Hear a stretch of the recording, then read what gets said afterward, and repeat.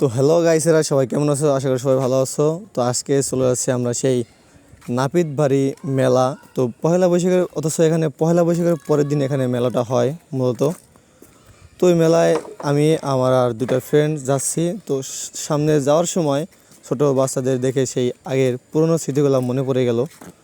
তো আমরা যাওয়ার সময় আর কি আমাদের বাড়ি থেকে শর্টকাটে একটা রাস্তা আছে, তো সেখান দিয়ে নাপিতবাড়ি মেলায় মূলত যাওয়া যায়।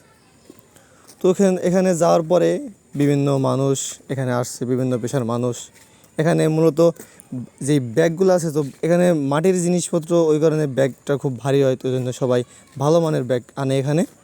তো মেলায় এন্ট্রি নেওয়ার পরেই এখানে দেখতে পাচ্ছেন যে বাচ্চাদের যে খেলনাগুলো আছে এখানে, তো সেগুলো দেখা যাচ্ছে। তো এই সাইডে যেই গরমের সময় যে পানি যে তৃষ্ণা লাগবে, তো সেখানে শরবত। তো এই সাইডে বাদল ভাইয়ের বাদাম, চানাচুর, পেঁয়াজু। তো এই সাথে বাম পাশে যে দেখছেন নানা ভাইয়ের আচার। তো সামনে অনেক ভিড়। মূলত মেলায় দোকানপাট একটু অন্য বছর চেয়ে এই বছর একটু কম হয়েছে, তো এই কারণে দোকানপাট একটু কম। তো সামনে দেখতে পাচ্ছেন এই যে শিবু ভাইয়ের মিষ্টান্ন দোকানে, এখানে বিভিন্ন রকমের মিষ্টি পাওয়া যায়। তো ওই সাইডে একটা ভাইয়ার সেই মাটির পুতুল মৃৎশিল্পর একটি দৃশ্য। তো এই সাইডে আমাদের বড় ভাই সেই হৃদয় ভাই, যার বাটিকেমারি বাজারে যার ভিডিও দেখাইছিলাম আপনাদের, সেই ভাইয়ের দোকান।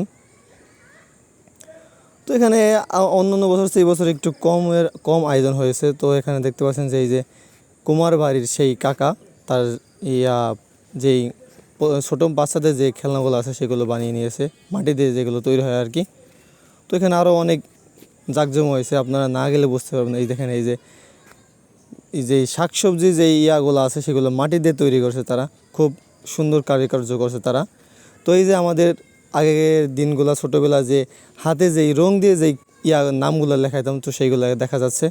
তো সেটা মাটির যে ব্যাংকগুলো, আমরা যেই আগে যে টাকার কয়েনগুলো ছিল সেই কয়েনগুলো দিয়ে মাটির ব্যাংকে থুইতাম, সেইগুলা